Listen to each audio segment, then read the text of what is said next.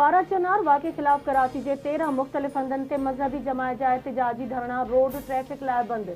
शहरी तकलीफ़ुनि खे मोह ॾियण लॻा नमाज चौरंगी, गुलिस्तान जोहर, कामरान चौरंगी, अबुल हसन इस्फहानी रोड ते, अब्बास टाउन ऐं यूनिवर्सिटी रोड ते सफारी पार्क वेझो धरना। सरजानी शमसुद्दीन अज़ीमी रोड, नवाब सादिक खान रोड, नाज़िमाबाद नंबर 1 ते धरणो जारी।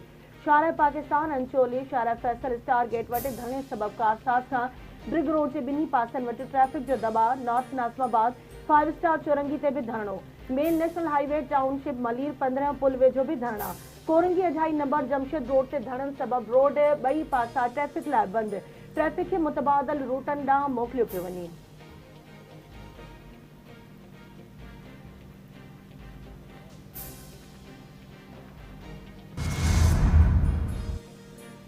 कोयटा समेत बलोचिस्तान के मुख्तलिफ शहरनि में ज़िलज़िले जा लोॾा महसूस कया विया। चमन, किला सैफुल्ला, पशीन, तोबा, चकसई में ज़िलज़िले जा झटका महसूस कया विया। ज़िलज़िलो मापींदड़ इदारे मूजिब रेक्टर स्केल ते ज़िलज़िले जी शिदत 4.7 रिकॉर्ड की वई।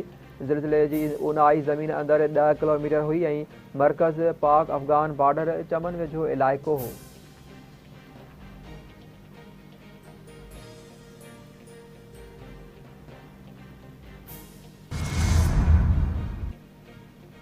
सदर आसिफ अली ज़रदारी जो सखर जो दौरो कंदो। सदर आसिफ अली ज़रदारी 200 बिस्तरनि ते ॿधल ज़ियाउद्दीन अस्पताल जो इफ़्तिताह कंदो।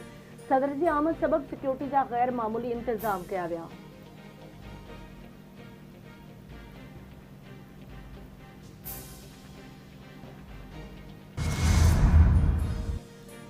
पीटीआई बानी बाबत बयान ॾींदड़नि जो असुल निशानो असांजो एटमी ऐं मीज़ाइल प्रोग्राम आहे। शहीद ज़ुल्फ़िकार अली भुट्टो मुल्क खे एटमी ताक़त बणायो। हू उन अख खे मेरी अख सां ॾिसी रहिया आहिनि। संदनि ख़्वाहिश आहे त कंहिं मुस्लमान मुल्क वटि अहिड़ी कुवत न हुजे। हू कंहिं न कंहिं बहाने सां पाकिस्तान खां इहा ताक़त खसणु चाहिनि था। सियासत खे हिकु तरफ़ रखी पाकिस्तान जे दिफ़ा लाइ सोचणो पवंदो। पाकिस्तान ख़िलाफ़ आलमी साज़िश पकड़ी वई आहे, उन लाइ मुतहद थियणो पवंदो। बिलावल भुट्टो ज़रदारी जो गड़ी ख़ुदा बख़्श भुट्टो में पीपुल्स पार्टीअ जी जलसे खे ख़िताब।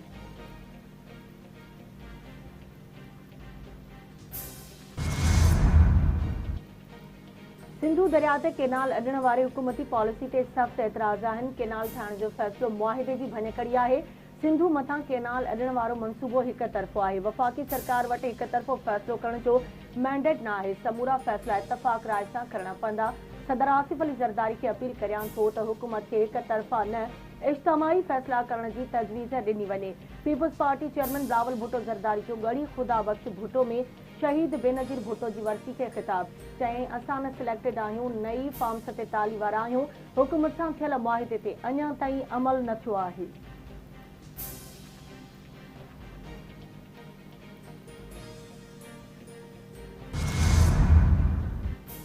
43 सालनि खां पोइ शहीद ज़ुल्फ़िकार अली भुट्टो जो फ़ैसिलो तब्दील करायो। हाणे हमेशह अदालती क़त्ल रहंदो। सदर आसिफ ज़रदारीअ जो शहीद बेनज़ीर भुट्टो जी वरसी जे जलसे खे ख़िताब। चवे थो, साज़िशी अंसरनि खां पाकिस्तान खे बचायो वेंदो। अवाम जी ताक़त ऐं दुआउनि सां मुल्क खे ॾुखियनि हालतुनि मां कढियो वेंदो। पाकिस्तान जा मुखालिफ़ कुझु बि नथा बिगाड़े सघनि। सभिनी खे ॾिसी रहंदुसि। न तव्हांजो पाणी वेंदो, न तव्हांजी गैस वेंदी, तव्हांखे सभु कुझु मिलंदो। समूरनि सूबनि खे पंहिंजा हक़ ज़रूरु मिलंदा।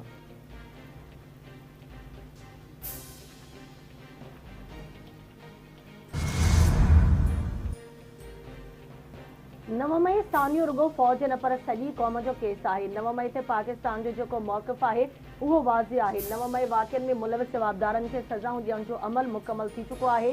26 नवंबर वारो एहतिजाज सियासी दहशतगर्दी आहे। सुठी ॻाल्हि आहे त सियासतदान गॾिजी वेही ॻाल्हियुनि ज़रिए मामला हल कनि। 9 मई सान्हे पुठियां हिकु रिथाबंदी हुई। जेको ऑफिसर सियासत खे रियासत खां मथे रखंदो उन खे जवाबु ॾियणो पवंदो। वक़्तु अची वियो आहे त दहशतगर्दी ते सियासत बंदि थियणु घुरिजे। केटी में अमन अमान जी सूरतहाल ते ध्यानु ॾियणु घुरिजे। DG ISPR lieutenant general Ahmed Sharif Chaudhry जी प्रेस कॉन्फ्रेंस।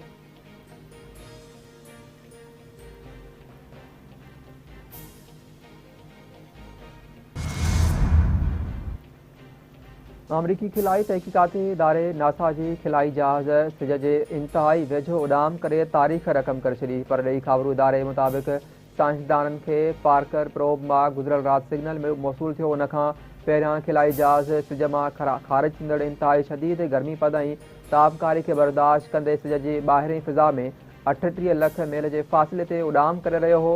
उन दौरान उनजो ज़मीन सां राब्तो कटिजी वियो हो।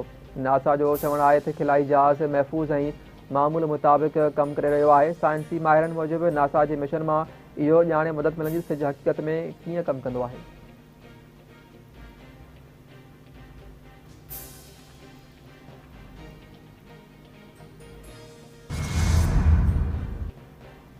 चीन जो सफ़ारती महाज़ ते अमेरिका खे मुंहंतोड़ जवाब। 7 दिफ़ाई कंपनियुनि ते पाबंदी मड़े छॾी। चीन ताइवान खे हथियार फराहम करण ते अमेरिका खे मुंहंतोड़ जवाब ॾींदे 7 अमेरिकी दिफ़ाई सनती कंपनियुनि इंतज़ामिया ते पाबंदियूं मड़े छॾियूं। आलमी मीडिया जी रिपोर्ट मूजिबि चीन पारां पाबंदियुनि जो शिकार थींदड़ अमेरिकी फ़ौजी सनती कंपनियुनि में Aircom, Hudson technologies institute, Oceaneering international, Raytheon Australia, Raytheon Canada ऐं सारोंग टेक्नोलॉजीज़ शामिल आहिनि।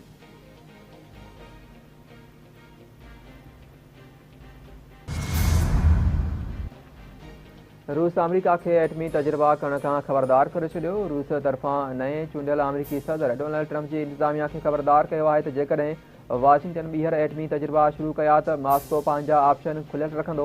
परॾेही ख़ाबरूद इदारे जी रिपोर्ट मूजिबि रूस, अमेरिका ऐं चीन पंहिंजे एटमी हथियारनि खे जदीद बणाइण ते कमु करे रहिया आहिनि, जंहिंसां सोवियत यूनियन ऐं अमेरिका विच में सर्द जंग जी दौरे जी हथियारनि जी कंट्रोल करण वारा मुआहिदा बि टुटी रहिया आहिनि।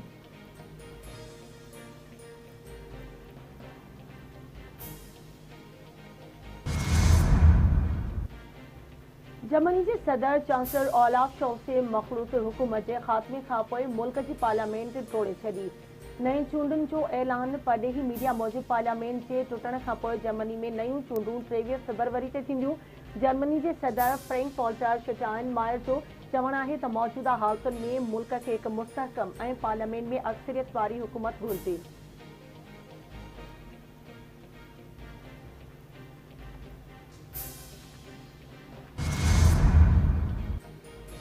इसराइल गज़ा ते ज़ुल्म ऐं बर्बत जी हद करे छॾी। गज़ा ते इसराइल शदीद बमबारी वधीक 50 फ़लस्तीनी शहीद, केतिरा ई ज़ख़्मी। शहीद थियलनि में मेडिकल स्टाफ जा 5 मेंबर बि शामिल। शहीद थियलनि जो मजमूई अंग 45,426 थी वियो। कमाल अदवान खे बाहि ॾिनी वई।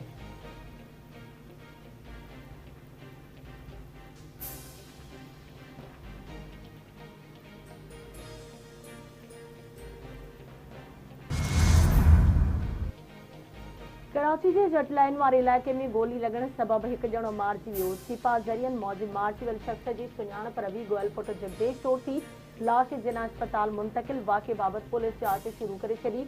अज़ीज़ाबाद मां स्टील मिल ते रिटायर्ड मुलाज़िम जो लाश हथ। बल्दिया इतिहाद टाउन में कोस अॾे वेझो रोड हादसे में सईद नवाज़ फौत थी वियो।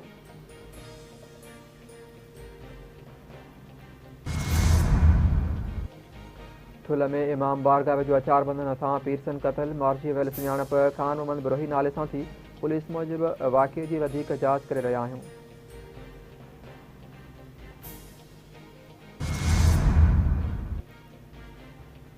मरी में ॿीहर बर्फ़बारी जो सिलसिलो शुरू थी वियो। लाहौर में बरसात खां पोइ सीउ वधी वियो ऐं गदलाण घटिजी वई। सियालकोट, गुजरात समेत ॿियनि ज़िलनि में बि वधकारो। मौसमियात खाते मूजिबि बरसात जो सिलसिलो कुझु ॾींहं जारी रहंदो। उत्तर बलूचिस्तान ऐं ख़ैबर पख्तूनख्वा में बि मौसम थधी रही। सिंध में बि सीउ वधी वियो।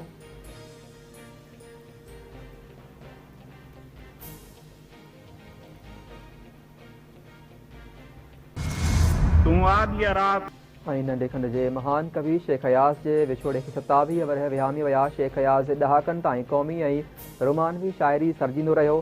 संदसि नज़म, वायूं, गीत ऐं गज़ल अॼु बि मक़बूल आहिनि।